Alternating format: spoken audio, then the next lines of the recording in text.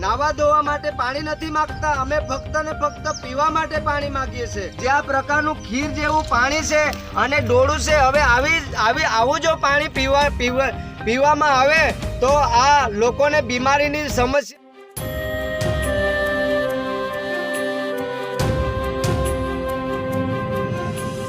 નમસ્કાર, નર્મદા લાઈવમાં તમારું સ્વાગત છે। ગુજરાતની સરકાર ગમે તેટલી ગેરંટીઓ આપે, ગમે તેટલી બાહેંધીઓ આપે કે અમે 100% ઘરો સુધી નલ સે જલ પહોંચાડી દીધું છે, પરંતુ નર્મદા જિલ્લાના એક ગામની તમને એક વાત કરવાની છે કે ગામના લોકો હજી પણ પીવાના પાણી માટે 2 કિલોમીટર દૂર સુધી ડેગડાઓ લઈને જાય છે। આ ગામની મહિલાઓ અને એક ખાડો ખોદે છે જમીનની અંદર, અને એમાંથી જે પાણી નીકળે છે, ડોળું છે, કચરાવાળું છે, એ પાણી પોતાના વાસણમાં ભરીને પોતાના ઘરે લઈ જાય છે અને પોતાનું જીવન ગુજારે છે।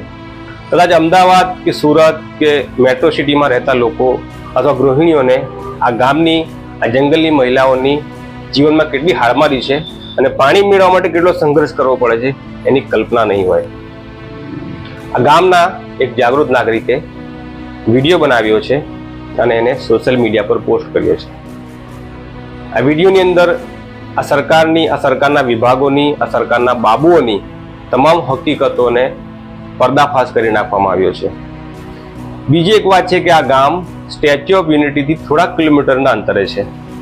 સ્ટેચ્યુ ઓફ યુનિટીમાં હજારો કરોડો રૂપિયાની યોજનાઓ ઠાલવી દેવામાં આવી છે, પરંતુ એનાથી થોડેક જ દૂરના ગામની આ વરવી વાસ્તવિકતા છે કે એમને પીવાનું પાણી પણ મળતું નથી।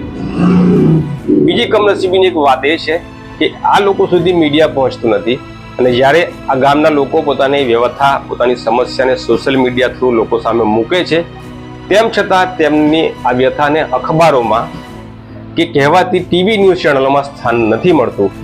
અમારા જેવા નાના યુટ્યુબર ચેનલવાળા અથવા નાના કોઈ વેબ પોર્ટલવાળા તેમના સમાચારોને બનાવીને મૂકે છે। આ ગામના લોકો એટલા બધા કંટાળી ગયા છે કે તેઓ કહે છે કે જો તેમની સમસ્યાનું નિરાકરણ નહીં આવે તો તેઓ નર્મદા જિલ્લા કલેક્ટર કચેરીએ આવીને માટલા ફોડશે। શું કહે છે તેમની સમસ્યા અને વ્યથા આ વિડીયોમાં જુઓ। જય આદિવાસી, હું ભારજીભાઈ વસાવા, ગામ માથાસર ઉપલું ફળ્યું। અમારા ગામની અંદર પાણીની કટોકટીની સમસ્યા છે। અમે વહીવટી તંત્રને જાણ કરી છે, લેખિતમાં પણ ગ્રામ પંચાયતમાં આપવા ગયા હતા, પરંતુ આની રજૂઆત અમે 3 વર્ષથી કરીએ છીએ। હવે અમારા ગામમાં પાણીની, પીવાની, નાવા ધોવાની નહીં પણ પીવાના પાણીની ઘણી સમસ્યા છે। વહીવટી તંત્ર અમને કોઈ મદદરૂપ થતું નથી। તમે આપ જોઈ રહ્યા છો, આ જે બહેનો બેઠી છે, હવે હું જો જુઠ્ઠું બોલતો હોય તો તમને હું કેમેરાથી બતાવવા પ્રયત્ન કરીશ। આ નાના બાળકો છે, એ શાળાએ જવા માટે એમને નાવા ધોવાનું પાણી જ નથી મળતું, અને પીવા માટે તમે આ ડેગડા જોઈને તમને ખબર પડી જશે કે આ બહેનો કઈ સ્થિતિમાં પાણી પીવે છે। અમે વહીવટી તંત્રને લેખિતમાં પણ રજૂઆત કરી છે અને મૌખિકમાં પણ રજૂઆત કરી છે। ગુજરાત સરકારની જે પાણી પુરવઠા વિભાગની જે 1916 જે હેલ્પલાઇન નંબર આપેલો છે એ ખોટો છે, અને એ હેલ્પલાઇન નંબર પર અમને કોઈ રિપ્લે આપતા નથી।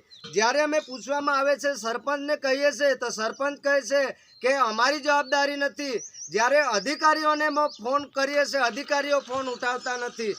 બહેનો, વહીવટી તંત્ર તદ્દન અંધારું છે। નર્મદા જિલ્લાનું જે પાણી વિભાગની જે વહીવટી તંત્ર છે તેમાં એકદમ નિષ્ફળ ગયું છે। અમે નાવા ધોવા માટે પાણી નથી માંગતા, અમે ફક્ત ને ફક્ત પીવા માટે પાણી માંગીએ છીએ। કારણ કે આ બહેનો તમે જુઓ, સવારની બેઠી છે, હવે પાણી તમે જુઓ, આ ખાબોચિયામાંનું પાણી પીવાનું, ખાબોચિયામાં પાણી કેટલું છે તમે નજીકથી તમે જોઈ શકો છો। જે આ પ્રકારનું ખીર જેવું પાણી છે અને ડોળું છે, હવે આવું જો પાણી પીવામાં આવે તો આ લોકોને બીમારીની સમસ્યા। તાલુકા વિકાસ અધિકારી, જિલ્લા વિકાસ અધિકારી, વહીવટી તંત્રને લેખિતમાં રજૂઆત કરી છે। આ ગામની અંદર જેટલી પણ યોજનાઓ આવે છે ફક્ત ને ફક્ત કાગળ પર જ થાય છે। એવું અમે થાળીમાં ખબર છે કરીને પછી પાણી લઈ જતા છે। ઘરે નાના ટેણિયાને મૂકીને આવે તો ટેણિયા જઈએ ત્યાં સુધી તો રડીને પાણી હત્તા ફરતા છે। મમ્મી પાણી ક્યારે લાવશે ને અમે પાણી ક્યારે પીશે। પછી અમે બધી ભેગે થઈ જઈએ, પછી જેને જેટલું પાણી ભરાય તેટલું પારાફરથી લઈ જતા છે એક ડેગડું। અને હવે અમે સોમવારે ચોક્કસ અમારા સ્વ ખર્ચે રાજપીપળા જિલ્લા કલેક્ટર કચેરીએ માટલા ફોડવાનો કાર્યક્રમ રાખેલો છે. આ જ પ્રકારના સમાચાર અને વિડીયો ન્યૂઝ માટે નર્મદા લાઈવની આ ચેનલને તમે સબસ્ક્રાઇબ કરી શકો છો. ફરી મળીશું એક નવા વિડીયોમાં.